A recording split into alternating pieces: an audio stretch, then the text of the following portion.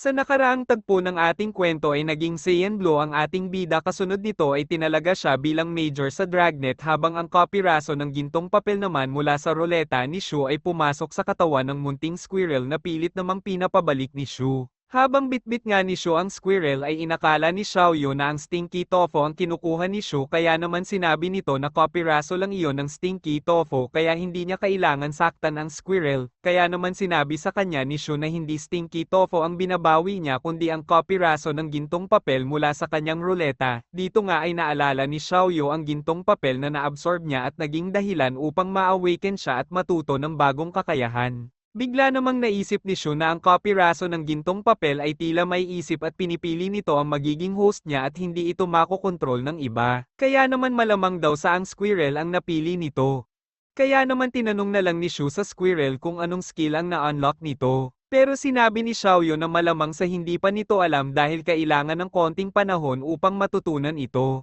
Kaya naman pinakawalan ni Shu ang squirrel at sinabi nito na alamin niya ang bagong skill niya, kasabay nito ay sinabi din ni Shu na magiging doble ang assignment ng squirrel kinabukasan. Dahilan upang magbigay ito ng negative emotion na kinagulat naman ni Shu dahil tumaas ang puntos ng negative emotion na nagmumula sa squirrel. Kasunod nito ay naalala din ni Shu na matapos pumasok kay Xiaoyu ang kopiraso ng golden paper ay nakaka-earn na siya ng puntos mula sa mga negative emotions na naidudulot ni Xiaoyu, kaya naman iniisip din nito kung katulad din daw kaya ito sa munting squirrel kung saan makaka-earn din siya ng point sa mga negative emotions na maidudulot ng squirrel sa iba. Habang ang squirrel naman ay pumasok sa kanyang munting bahay at napabuntong hininga pa, habang iniisip na bakit daw umano ang ibang squirrel ay hindi naman kailangan gumawa ng assignment di gaya niya, pero naisip din nito na ang ibang squirrel ay wala naman o hindi naman nakakakain ng spiritual fruit, kung saan wala din silang golden paper o stinky tofu na nakakain, kaya naman naisip din ng squirrel na madami naman daw benepisyo ang pananatili niya kila Shu at Xiaoyu. Sinabi nga din nito na hindi siya katulad ng ibang alagang hayop, at hindi rin siya tinuturing na alagang hayop ni Shu at Xiaoyu, dahil para sa squirrel ay pamilya ang turing nila sa kanya.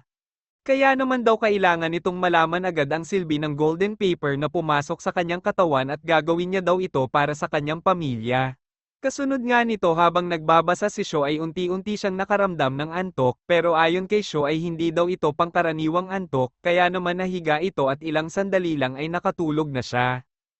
At agad ngang nanaginip si Shu kung saan napunta siya sa bahay ampunan at nakita ang duyan kung saan madalas nilang pinaglalaroan ni Xiaoyu. Ngunit ilang sandali pa ay mayroong mga tumatakbong kalalakihan at nais nilang atakehin si Shu, kaya naman nagulat ito at sinabi nga ni Shu na ang mga kalalakihang ito ay mga dirang pataas na biglang sumugod kay Shu kung saan nasuntok pa siya ng isa sa mga ito, pero nangiti lang si Shu at nilabas niya ang kanyang selyo, ganun din ang kanyang sibat, at hinabol ang mga kalalakihan na umaatake sa kanya at isa-isang pinabagsak ang mga mahihinang nilalang na ito. Matapos nga niyang mapabagsak ang kanyang mga kalaban ay nagulat si Shu dahil biglang nagkaroon ng usok at sa usok nga na ito ay may isang nilalang na papalapit sa kanya, kaya naman kinakabahan si Shu, pero habang papalapit nga ito sa kanya ay napagtanto ni Shu na ang nilalang na ito ay ang squirrel at nagising nga si Shu mula sa panaginip niya at galit na galit habang tinatawag ang kanilang squirrel na dahan-dahan namang lumapit kay Shu. Sabay sinabi nito na sinunod lang niya ang utos ni Shu na alamin ang bago niyang abilidad. Pero tinanong ni Shu kung nais daw ba siyang bugbugin ng squirrel dahil sa panaginip nga ni Shu ay inatake ito ng mga awaken, kaya naman agad na nagsulat ang squirrel at sinabi nito na hindi daw yon ang nais nito dahil alam niya na hindi ito uubra kay Shu. Dito nga ay tinanong ni Shu ang squirrel dahil hindi pa naman daw nito nakikita ang ampunan, pero paano nito nalaman ang itsura ng ampunan. Kasunod nito ay tinanong din ni Shu kung kaya daw bang basahin ng squirrel ang kanyang mga alaala sa loob ng kanyang panaginip, pero sinabi ng squirrel na imposible umano yun dahil ang background sa panaginip na nagagawa niya ay kusang nag-generate at ang mga kaya niya lang makontrol sa loob ng panaginip ay ang mga kalalakihan na umatake kay Shu. Dito ay napagtanto ni Shu na ang injury na natamo niya sa loob ng panaginip ay hindi totoo. Pero naisip din ni Shu kung mamamatay daw kaya sa totoong buhay ang mga taong mamamatay sa kanyang panaginip o sa nagagawang panaginip ng squirrel. Kaya naman sinabihan niya ang squirrel na hindi nito maaring gamitin ang kakayahan niya nang walang permiso mula kay Shu, dahil maaari daw na may mamatay o makapatay ito ng tao. Pero sinabi lang naman ng squirrel na isa siyang mabuting mamamayan. Matapos nito ay binigyan niya ng celestial fruit ang squirrel at inutusang ipakain ito sa kanyang mga rakistang alagad. At bago pa man makaalis ang squirrel ay muli itong pinaalalahanan ni Shu na huwag ipagyabang ang bago niyang abilidad at alamin ang limitasyon nito dahil nang pinasok daw nito ang panaginip ni Shu ay masyadong halata. Kaya nais ni Shu na pag-ibayuhin pa ito ng squirrel upang makagawa ng perfect illusion sa loob ng panaginip, kaya naman tumango na lang ang squirrel, at sa pag-alis nga nito ay iniisip ni Shu na kung ang squirrel ay makagawa ng makatotohanang panaginip ay malaking tulong ito sa kanya sa mga susunod na panahon. Muli nilabas nga ni Shu ang kanyang selyo at sinabi nitong oras na para sa mabuting gawain pero hindi ito angkop sa facial expression ng ating bida. Sa sumunod nga na eksena ay ginamit ni Shu ang kanyang seal at lumipad patungo sa bahay nila Jiang Shui. At nais nitong mapalakas o mapataas pa lalo ang daloy ng spiritual na enerhiya sa kanilang lugar. Dito ay sinabi din ni Shu na ang lokasyon ng bahay nila Jiang ay isa sa mga sinasabing blessed land dahil hamak na mas mataas ang spiritual na enerhiya sa lokasyon nito. Kaya naman ginamit ni Shu ang kanyang kapangyarihan upang lalo pang mapataas ni Shu ang spiritual na enerhiya sa kanilang lugar kung saan ay katulad na ito ng spiritual na enerhiya sa loob ng ruin. Sunod na nagtungo si Shu sa camp area kung saan nakita niya ang kanilang mga guro na nag-uusap patungkol kay Shu sa ganap nitong pagiging C-rank, at sinabi din ng mga ito na nakakahiya daw kung malalagpasan ng estudyante nila ang kanilang rank kaya naman kailangan daw nila na mas pag-igihan ang kanilang pag-cultivate. Naisip nga ni Shu na nakakahiya nga kung malalagpasan ng mga estudyante ang lakas ng kanilang mga guro at yun daw marahil ang dahilan kung bakit nilimitahan ng Dragnet ang bilang ng mga nakakatanggap ng cultivation method based na din sa kanilang achievement. Bukod dito ay alam ni Shu na ang layunin ng Dragnet ay para sa ikabubuti ng lahat sa hinaharap. Kasunod nito ay napansin ni Shu na mataas din ang daloy ng spiritual na enerhiya sa kanilang sementeryo kaya naman may naiisip na namang plano ang ating bida. Pag-uwi nga sa kanilang bahay ay agad niyang tinawag si Xiaoyu at wika ni Shu ay may naisip na siyang paraan para yumaman sila, habang nakatingin lang naman sa kanya si Xiaoyu ay sinabi nito na magtungo sila sa Mangshan upang mag-rent ng lupa at gawing sakahan ng garlic chives. Ayon nga kay Shu ay malawak at mura ang lupa sa Mangshan, dahil ang plano nga ni Shu pag nakapag-rent sila ng lupa sa Mangshan ay maglalagay o lipat siya ng spiritual na enerhiya upang lumaki ang mga pananim nila ng matataas ang antas at may spiritual na enerhiya, habang ang mga halimaw o alaga nila mula sa ruin kasama na si Anthony ay magsisilbing tagabantay sa kanilang taniman. At nang tanungin naman ni Xiaoyu kung ano naman ang magiging part ni Shu sa kanilang gawain ay sinabi nito na kaka-awaken niya lang ng water element kaya naman daw siya na ang bahala sa pagdidilig. At pag na-harvest na daw ang mga ito ay siya din ang magbebenta.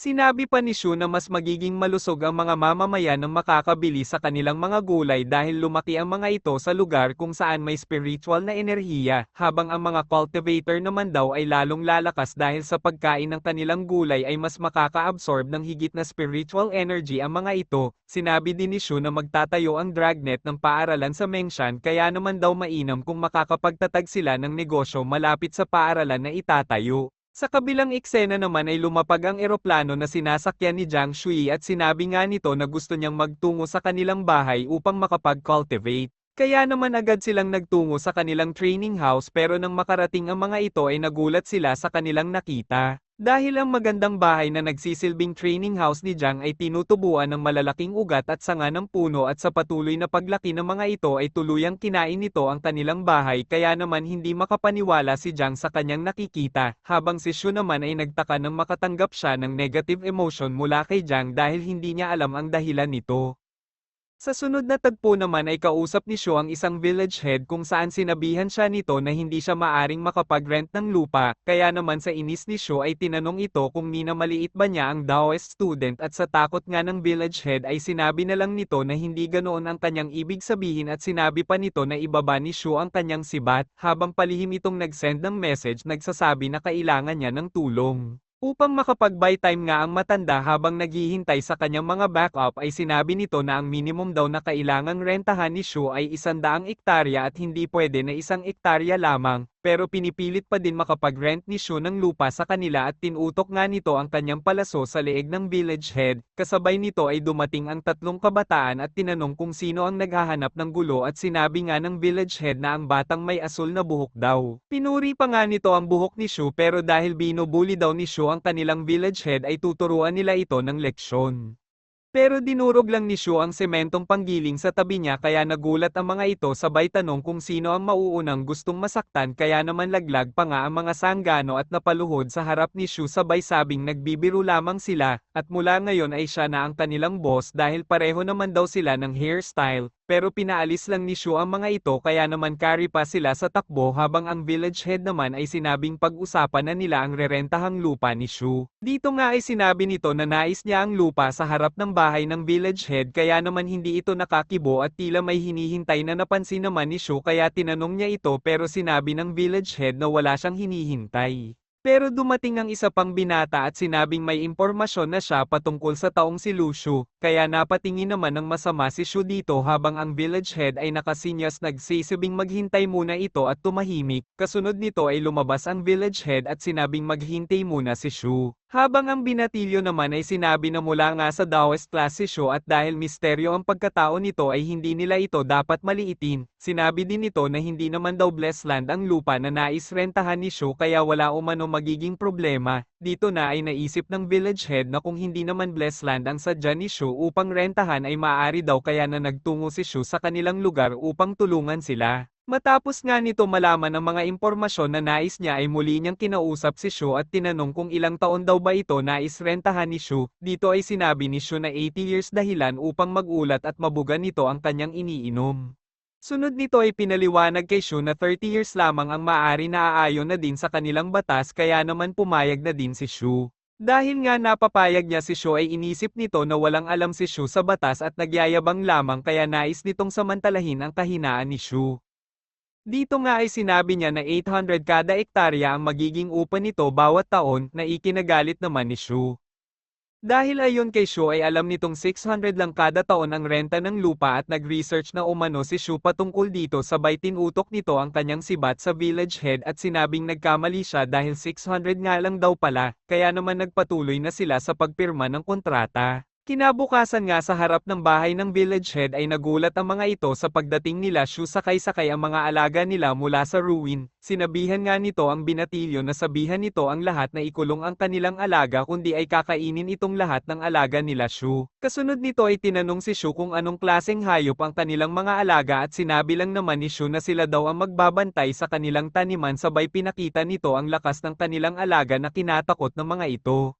Masaya namang nagtungo ang mga ito sa lupa na narentahan nila at iniisip na kung ano pa ang mga maaari nilang itanim dito. Sinabihan naman niya si Xiaoyu na sabihan ang mga alaga nila na dapat hindi sila manakit o makasakit sa mga tao, at pwede silang maglaro sa kabundukan sa araw at bumalik lamang sa gabi upang magbantay, kaya agad itong sinabi ni Xiaoyu sa mga alaga nila at tumango nga lang ang mga ito. Bigla namang nakatanggap ng tawag si Shu mula kay Li Yishao at sinabihan si Shu na mag-impake na ito dahil magtutungo sila sa kapital bukas. Kinabukasan nga ng paalis na si Shu ay naghanda pa si Xiaoyu ng ternong damit para sa kanila at pinasuot nga niya ito kay Shu sa damit nga nito ay may nakasulat na, Lucio is coming. Samantala sinabi naman ni Shu na nag-send na siya ng pera sa bank account ni Xiaoyu at kailangan umano nila mag-ingat habang wala siya. Pero sinabi naman ni Xiaoyu na nagbago na daw si Shu dahil pinangakuan niya ito na magkasama silang magtutungo sa capital pero ngayon ay may iwan na siya kaya naman sinabi ni Shu na tigilan na ni Xiaoyu ang panonood ng mga romantic show dahil natututo na itong magdrama.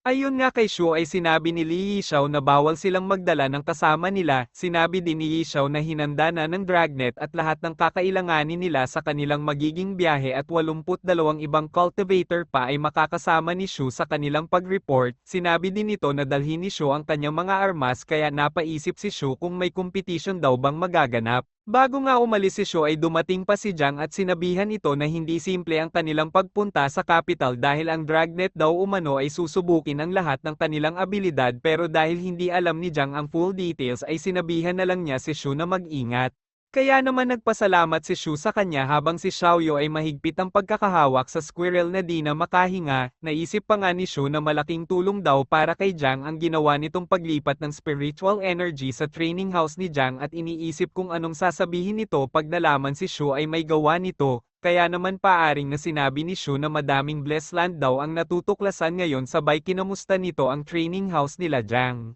Dito ay sinabi ni Jiang na kakaiba daw ang lakas ng spiritual na enerhiya sa kanilang bahay dahilan upang masira at lamunin ito ng malaking puno at kasalukuyan nilang inaayos, kaya naman minabuti ni Shu na wag sabihin kay Jiang na siya ang may kagagawa nito at dadalin umano niya sa hukay ang sikreto niyang ito. Sunod namang dumating si Qingxi na binati pa ni Shu, kasabay nito ay hindi pa siya nakakaramdam ng negative emotion mula kay Qingxi kaya iniisip ni Shu kung wala daw ba itong negative emotion o may paraan siya para ma-block ito. Nagpaalam na nga si Shu sa kanila at pumasok na ito sa train station kung saan ang mag-swipe ito ng kanyang card ay classified ang nakalagay kaya hindi na niya kailangan dumaan sa security check. Pagpasok nga ni Shu sa train ay nakita niya si Qingxi na kasalukuyan nag-meditate at naisip na nasa final stage na ito ng D-rank. Agad naman bumiyahe ang sinasakyang train nila Shu at nang makarating sila sa kanilang destinasyon ay nakita niya ang mga nakasama nila sa unang ruin na agad nagbigay ng negative emotion points kay Shu. Sinabi nga ng isa dito na ang lahat ng kasama nila ay top-level physics sa iba't ibang lugar ng kanilang bansa at sana daw ay magtulungan ang mga ito bilang isang team. Dito nga ay isa-isang nagpakilala ang mga ito bilang si He Zai, Liu Querua, Wang Li, Cao Qingxi, Chen Qiaqiao at si Lucio naman ay tinaas lang niya ang kanyang damit kung saan nakasulat ang kanyang pangalan. Kinutya pa nga nito ang isa dahil madali niya umano itong naalala dahil sa kulay ng kanyang balat. Habang si He Zai naman ay iniisip ni Shu kung na-recruit ba ng mayamang pamilya dahil sa dami ng mga alahas nito di tulad sa nakaraang ruin. Samantala muli namang bumalik ang kanilang instructor at sinabi nito na sa kanilang lahat ay si Lucio ang may pinakamahinang physique pero hindi daw ibig sabihin nito ay mas mahina siya sa kanila kaya kung kailangan nila ng tulong ay dapat daw silang lumapit kay Shu. Sabay binulungan niya si Shu na direct order umano mula kila ni Yeting ang pagsabi na siya ang pinakamahina dahil classified umano ang mga detalye patungkol sa kasalukuyang rank ni Shu, kaya naman sinabi ni Shu na nagsikap siya para maabot ang kasalukuyan niyang rank at bakit daw hindi niya ito pwedeng ipagyabang sa iba. Sabay tanong kung may special arrangement daw ba ang Dragnet para sa kanya. Pero tinulak lang nito si Shu at sinabing oras na para sumakay muli sila sa train kung saan sa coach 12 daw umano ang pwesto ni Shu. Pagpasok sa train ay agad hinanap ni Shu ang pwesto niya at nang makita niya ito sa pagbukas niya ng pintuan ay walang ibang tao, kaya naman napasigaw ito na napansin ng ibang pasahero at sinabi na ito daw ba ang special arrangement ng Dragnet para sa kanya dahil nakahiwalay siya sa lahat ng kasamahan niya at iniisip daw siguro ng Dragnet na masama siyang impluwensya sa mga ito. Matapos ang ilang sandali ay nag-cellphone na nga lang ito at tinitignan kung ano ang mga maaari niyang gawin gamit ang bagong awaken na water element niya nang biglang may pagsabog na naganap na labis niyang ikinagulat. Dito nga ay makikita ang isang grupo na nag-aabang sa sinasakyang train nila Shu, kung saan sinabi ng isa dito na kumpirmado umano na mga estudyante lang ang lula ng train at walang mga high-rank masters, kaya naman nag-aapura ng umatake ito dahil nais na daw niyang magbakasyon matapos ang kanilang mission. Samantala sinabi naman ng leader nilang babae na huwag nilang maliitin ang mga estudyante dahil ayon umano sa nakalap nilang impormasyon ay may C-rank na strength type awakener na kabilang sa mga estudyante na lula ng train, sinabi din nito na may hinihintay pa silang isang kasamahan. Habang ang train nga ay binabagtas ang tulay biglang lumabas ang isang awaken sa ilalim ng tubig at dito ay gumamit ito ng water tornado upang atakehin ang train na kinagulat ng mga kasamahan niya dahil mas lumakas pa daw ito kumpara sa dati. Ang leader nga nila ay inutusan silang atakehin ng coach 12 kung saan nakasakay si Shu at nagsimula na nga ang pag-atake nila dito. Habang si Shu naman ay pinapanood lang sila sa bintana at namamangha sa nakikita niyang lakas ng B-rank na may water element din tulad niya.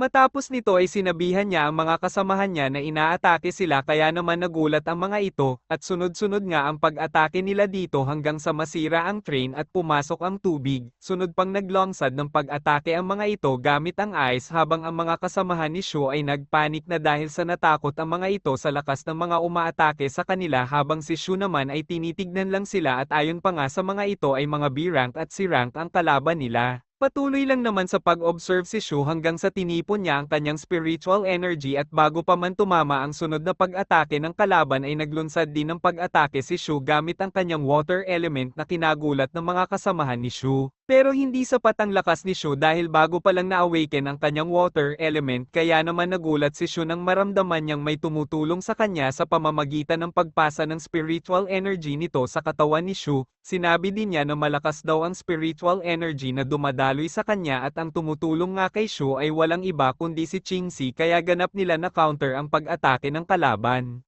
Bigla namang dumating ang isang lalaki at hinati nito ang malaking alon na ginawa ng kanilang kalaban, sakto naman na nasira na ang isang bahagi ng train dahilan upang tuluyang tumigil ito. Paglabas nga nila ay nagulat si Shu sa kanyang nakita ganon din ang grupo ng kanilang mga kalaban at sinabi na si Nieting daw umano ito kaya dapat na daw silang tumakbo. Sinabi ng isa dito na B-rank lang si Nieting kaya pwede daw nila itong pagtulungan pero sinabi naman ng isa na mukhang wala na ito sa tama niyang pag-iisip dahil lumilipad daw si Nieting ibig sabihin nito ay A-rank siya. Lumipad nga si Nieting palapit sa kanila kaya naman mabilis na tumatakas ang mga ito, dito ay sinabi ni Nieting na tatapusin na niya ang mga ito at sapat na ang 21 miyembro ng Dragnet na namatay sa kanilang mga kamay at wika pa nga nito na naghihintay na si Satanas sa kanila. Habang ang B-rank naman ay naglunsad ng water tornado para atakehin si Nieting pero sa isang was-iwas ng espada nito ay nahati ang tubig maging ang B-rank na kalaban nila, sunod nito ay mabilis na lumipad si Nieting patungo sa mga tumatakas na kalaban, habang si Shu naman ay iniisip na kung hindi dumating si Nieting ay maliit ang chance nitong mabuhay sa kanilang labanan at naisip nga din ng mga kasamahan ni Shu na pain lamang sila upang makapaghigantay si Nieting sa mga kalaban nila. Si Shu naman ay iniisip kung kailan pa nag-breakthrough sa A-rank si Nieting at iniisip na bilang isang A-rank at isa sa mga leader ng Dragnet dapat daw ay mas maging maingat ito sa kanila at huwag gawing pain, di daw kaya ay iniisip ni Nieting na isa siya sa Assassin's Creed. Habang si Nieting naman ay nilapitan si Qingxi at pinuri niya ito na kinagulat naman ni Shu dahil hindi siya pinansin, sinabi pa ni Nieting na may susando umano sa kanila at kailangan lang nilang maghintay sabay lumipad paalis. Iniisip naman ni Shu na si Qingxi daw kaya ang tumulong sa kanya at kung anong klaseng kapangyarihan daw kaya ang meron siya dahil tila kakaiba ito. Habang nakaupo nga ito at iniisip na hindi daw napansin ni Nieting ang water ability niya ay bigla niyang naalala ang B-rank na may water element kung nasa ilalim pa daw kaya ng tubig ang magic item nito, bigla ngang tumalon si Shu mula sa tulay na kinagulat ng lahat kung saan nais pa nila itong iligtas. Pero si Shu habang nasa ilalim ng tubig ay komportable umano ang pakiramdam niya kung saan nakipaghabulan pa ito sa isda hanggang sa makita niya ang magic item ng B-rank na napatay ni Nieting. Agad naman niya itong dinampot at pinaabsorb sa kanyang seal sabay umahan na din ito kung saan nakita pa niya ang iba niyang kasamahan na naghahandang sumisid upang iligtas si Shu at nang makita nga nila si Shu at tinalikuran nila ito sabay sabing sakit daw talaga sa ulo si Shu. Samantala dumating naman na ang sundo nila Shu at habang nasa biyahe nga ay iniisip ni Shu ang tungkol sa sinabi ni Nieting na 21 miyembro ng Dragnet na namatay dahil hindi umano niya ito nabalitaan. Kaya malamang daw ay may labanan na sa iba't ibang lugar na hindi alam ni Shu, sunod na isip ni Shu kung hindi daw kaya napansin ni Nieting ang water element niya o sinadya nitong hindi pansinin ang bago niyang abilidad ayon din kay Shu ay hindi palalagpasin ni Nieting ang magic item mula sa isang B-rank at pabayaan na lang ito sa ilalim ng tubig kaya malamang daw ay sinadya nitong iwan ang magic item dahil alam ni Nieting na kukunin ito ni Shu. Dahil nga sa tinatago ng Dragnet ang impormasyon patungkol sa kasalukuyang rank ni Shu at iniwan pa sa kanya ang magic item ay malamang daw na may malaking kaganapan ang mangyayari ayon na din kay Shu kung saan iniisip pa nito na malamang sa gusto nga siyang i-promote ni Nieting o gamitin lamang bilang pawn pero tsaka na daw ito iisipin ni Shu. Para malibang nga habang nasa biyahe ay nag-umpisa si Shu sa pang-aasar sa mga kasamahan nito hanggang sa makarating sila sa kapital. Dito ay sumampa ang isa sa mga instructor at sinabi na kailangan nilang ibigay sa kanya ang lahat ng gamit nila maging ang cellphone, wallet at mga armas nila kaya naman nagreklamo ang isa sa mga ito at pumunta daw sila sa capital para mag-report hindi para maging bilanggo. Pero sinabi lang ng naiinis na instructor na sundin na lang nila ang kanyang mga sinasabi kaya naman wala nang nagawa ang mga loko at bago nga ibigay ni Shu ang cellphone niya ay nag-message pa ito kay Xiaoyu, habang ang instructor naman ay sinabing mababawi lamang nila ang mga gamit nila pag natapos na nila ang kanilang mission. Sinabi nga nito na ang mission nila ay ang makasurvive sa capital sa loob ng 15 araw sa kahit paanong paraan sabay iniwan ang mga ito at nagpaalam na. Kaya naman nag-usap-usap sila kung ano ang dapat nilang gawin habang si Shu at Qingxi ay tahimik lamang at nakikinig sa kanila at ang isa nga dito ay sinabi na kailangan niya lang tumawag sa kakilala nila ay agad masolve ang kanilang problema. Iniisip naman ni Shu na wala silang utak dahil ayon sa kanya ay nais nilang subukin ang abilidad ng bawat isa samantala isa naman sa kanila ay sinabing kailangan nilang magtulungan at malamang daw na nais ng Dragnet na umasta sila bilang mga pangkaraniwang tao kaya hindi nila maaring gamitin ang abilidad nila at isa-isa nga niyang tinanong kung ano ang mga alam nila bukod sa kanilang kapangyarihan at mayroon nga daw marunong tumugtog ng piano at violin marunong din daw sila sa accordion at pagpinta.